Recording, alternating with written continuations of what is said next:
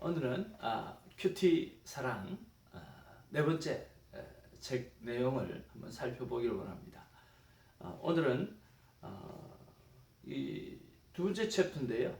신앙생활 건강검진이라고 하는 파트입니다. 참, 이 신앙생활 건강검진 파트는 내용이 너무 좋아가지고요. 제가 큐티 강의를 할 때 많이 활용을 합니다. 매 챕터마다 우리가 건강검진을 신앙인도 어떻게 해야 되는지 잘 살펴보는 그런 시간들이거든요. 내용이 아주 참 귀하고 도전이 됩니다. 여러분 꼭 이 큐티 사랑 책을 구입하셔서 곱씹듯이 책을 보시면서 많은 은혜 받으시기를 바랍니다. 큐티는 신앙생활에 건강을 줍니다. 첫 번째로 영적 암 검진을 위한 세 가지 질문이라고 하는 내용이 나옵니다. 신앙에도 건강 검진이 필요하다. 과연 나는 성경적으로 살고 있는지, 또 습관적으로, 또 전통에 길들여져 살고 있는지 진단해 보아야 된다. 인생의 목적과 방향, 또 돈 버는 방법과 목적, 직장 생활과 가정 생활, 또 인간관계와 취미 생활, 더 나아가서 믿음 생활과 교회 봉사 등 이 모든 것이 성경적인지 검진을 받아야 된다. 자신의 신앙과 삶에서 병들어 가고 있는 부분과 이미 병들어 있는 부분, 그리고 건강한 부분이 어디인지 점검할 필요가 있다. 우리가 건강검진을 보통 6개월이나 1년에 한 번씩 하지 않습니까? 그런데 신앙인들은 사탄 마귀가 오늘 사자와 같이 날마다 우리를 넘어뜨리려고 유혹하고 있고, 아직 주님 오시는 그날까지는 이 땅이 영적 전쟁터이기 때문에 날마다 신앙을 점검하는 그러한 시간들이 필요하다라고 하는 거죠. 첫 번째 질문은 뭐냐고 하면 건강검진 질문입니다. 지금까지 당신의 삶에서 예수님은 어떤 분으로 대접을 해왔는가라고 하는 거죠. 예수님을 어떻게 어떤 분으로 대접했는가라고 하는 그러한 질문인 것입니다. 그리스도인은 예수님의 것을 가지고 사는 자들입니다.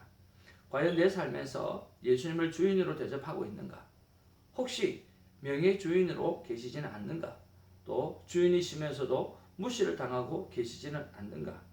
내 인생은 내 것이라고 생각하고 살아가고 있지는 않는가라고 하는 것입니다. 그러면서 이 목사님께서 예화를 하나 사용하셨는데 우리가 명예사장이라고 하죠. 특별히 우리가 중국에 이렇게 가게 되어지면 현지인을 사장으로 두고 실제 경영은 다 우리 한국 사람이 하죠. 왜냐하고 하면 여러 가지 언어 문제나 또 그 나라의 상황을 잘 모르기 때문에 일정 월급을 주고, 그러나 권리는 하나도 없고 그냥 명예사장을 두어서 일을 하게끔 그렇게 하지 않습니까? 그런 것처럼 예수님을 우리 그렇게 대하지는 않는가라고 하는 거죠. 특별히 정말 교회 가서 헌금생활 11조 드리고 나머지는 전부 다 예수님은 그렇게 해서 정말 명예사장으로만 올려놓고, 그리고 실제적으로 모든 것을 자기가 다 행동하는 그런 삶을 살아가고 있지 않는가라고 하는 것을 예를 들어 주었어요. 저는 그 예화가 참 마음에 들었어요. 정말 많은 사람들이 예수님을 주로 믿는다고 이야기하지만 정말 마음속에 주님으로 인정하고 주님이 내 안에 계신다는 생각을 가지고 그분과 동행하는 삶을 살아가지 않는 경우가 너무 많다라고 하는 거죠. 그냥 이력서란에 기독교인이라고 쓰고 또 나는 기독교인이라고 말은 하지만 삶이 없는 그런 부분들이 너무나 많이 있었다라고 하는 것을 고백해 보는 것입니다. 그래서 아직도 소유권 문제로 갈등하는 그리스도인이 있다면 하루빨리 그 소유권을 오늘 등록하는 것을 마치는 그런 일들이 있기를 바란다고 기록을 하고 있습니다. 두 번째 질문은요. 지금까지 당신의 인생은 누가 주도해 왔는가? 라고 하는 것입니다. 신앙의 수준은 항상 중요한 일을 진행할 때 결정권이 누구에게 있는지를 보면 판단할 수 있다라고 하는 것이죠. 구약 성경에 보면 대조적인 인생을 살았던 두 인물이 나오는데 이들의 삶을 비교해 보면 어떻게 사는 것이 지혜로운 삶인지 분명하게 알게 되어질 것이라고 하는 거죠. 두 인물은 바로 부자지간이지만 야곱과 요셉입니다. 야곱 같은 인물에서 어떤 이런 요셉과 같은 자녀가 나왔는지 생각할수록 신기할 뿐인 거죠. 자, 야곱은 인생을 자신이 주도해 갑니다. 철저하게 자기의 인생을 주도하면서 살았어요.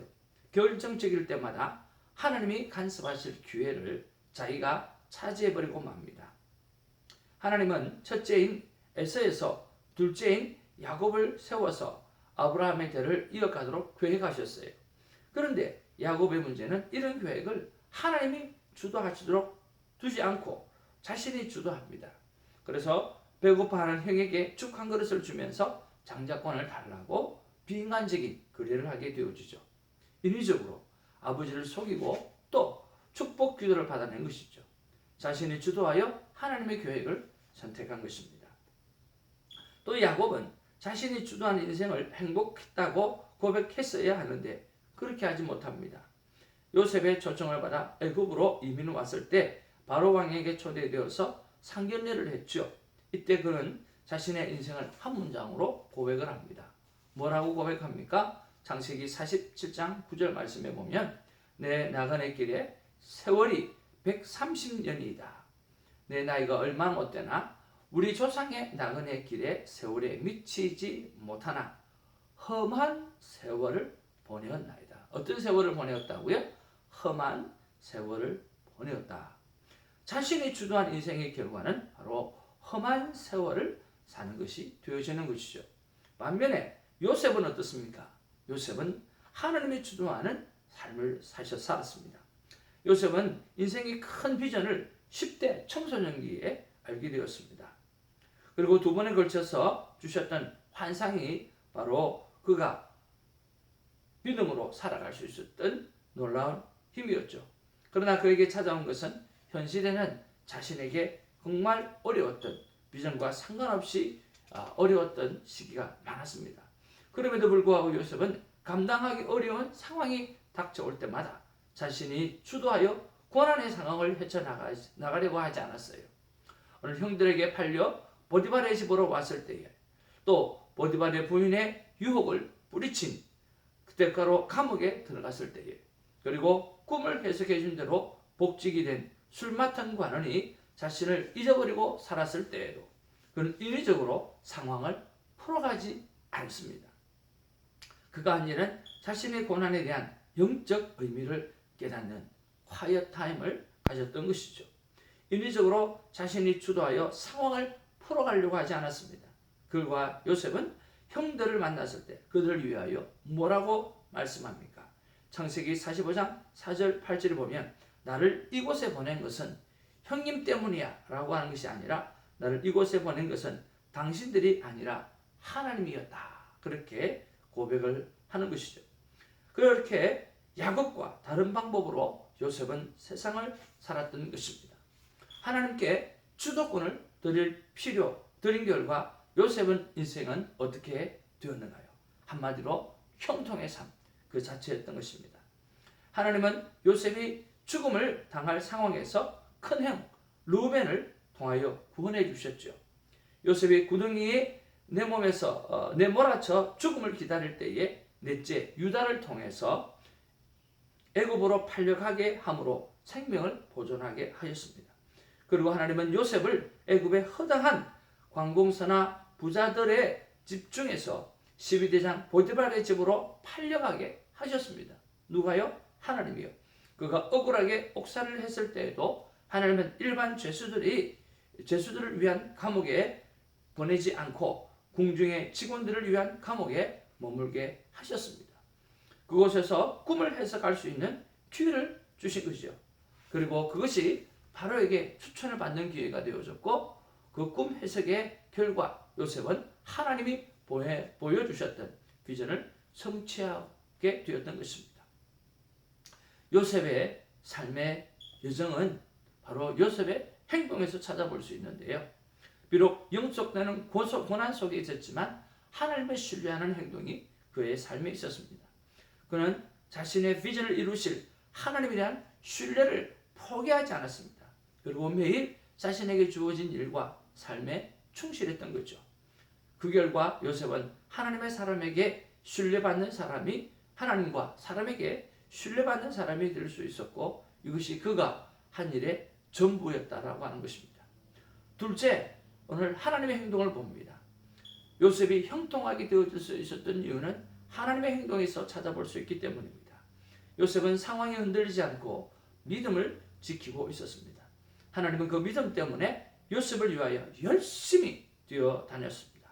하나님이 요셉을 대신하여 모든 일에 형통하게 풀어가십니다. 요셉의 인생은 철저하게 하나님이 주도하셨습니다. 그 결과 요셉은 형통한 인생을 살아갈 수 있었고 자신이 주도한 인생의 결과는 험악한 세월이지만 하나님이 주도한 인생은 오직 형통한 뿐이라고 하는 것을 우리에게 가르쳐주는 그런 놀라운 삶을 살았던 것입니다. 마지막 세 번째로 당신은 지금까지 하나님의 음성을 들으면서 살고 있는가? 라고 하는 질문을 해야 되는 것이죠. 당신은 하나님께 묻고 음성을 들은 후에 선택하고 결정하는가? 아니면 자신의 판단과 경험에 근거하여 선택하고 결정하는가라고 하는 거죠. 당신이 먼저 결정하고 나서 기도하는가? 아니면 먼저 기도하고 하나님의 음성을 듣고 나서 결정하는가라고 하는 것입니다. 내 판단과 경험에 근거하여 하는 일은 쉽기도 하고 또 진행도 빠른 것 같습니다. 그러나 하나님의 음성을 듣고 하는 일은 물어야 되고 기다려야 하는, 때로는 일이 안 되는 것 같은 느낌이 들 때가 많습니다. 그래서 성도들 중에는 쉬운 방법으로 세상을 살려고 하는 사람들이 많지요.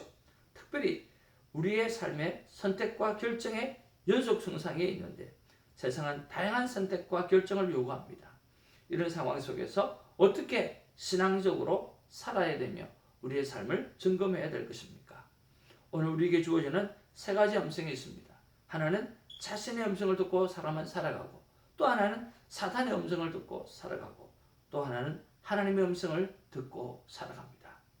더 이상 자신의 경험을 의지하는 음성을 듣고 살아가지 않기를 주님의 이름으로 축복을 드리고, 무엇보다 하나님의 말씀을 빙자하여서 유혹하는 템테이션을 가지고 우리를 넘어뜨리게 하는 사탄의 음성에 넘어가지 않기를 바라고요. 오직 큐티를 통해서 하나님이 주신 음성은 그 음성을 가지고 살아가는 우리가 되기를 바라는 것입니다. 사실 하나님의 음성을 분별하기는 쉽지는 않습니다. 그렇다고 어려운 일만도 아니에요. 평소 하나님의 말씀을 묵상하는 훈련이 된 사람들에게는 하나님의 음성을 분별할 수 있는 잠재력이 있는 것이죠. 그래서 평소 규칙적으로 큐티하는 것이 너무나 중요하다라고 하는 것입니다. 오늘 여기까지 우리가 한번 살펴보길 원합니다. 이 세 가지 이 영적 건강을 위한 질문들을 생각하고 오늘 야곱과 그리고 요셉의 삶을 비교하면서 오늘 형통한 삶을 살아가는 일에 있어서 오늘 저와 여러분들이 큐티를 통해서 하나님의 음성을 듣고 또 사단의 유혹하는 음성을 제쳐버리고 또 나의 경험을 믿는 어리석음을 또 떠나서 오직 하나님의 음성을 듣고 신실하게 하나님 앞에 동행하며 하나님과 큰 기쁨을 가지고 정말 행복한 인생을 살아가는 저와 여러분이 되어지기를 주님의 이름으로 축복을 드립니다. 큐티 사랑 책이었습니다. 여러분 저를 구입하셔서 여러분의 큐티의 삶에 귀한 도전이 되기를 주님의 이름으로 축복을 드립니다.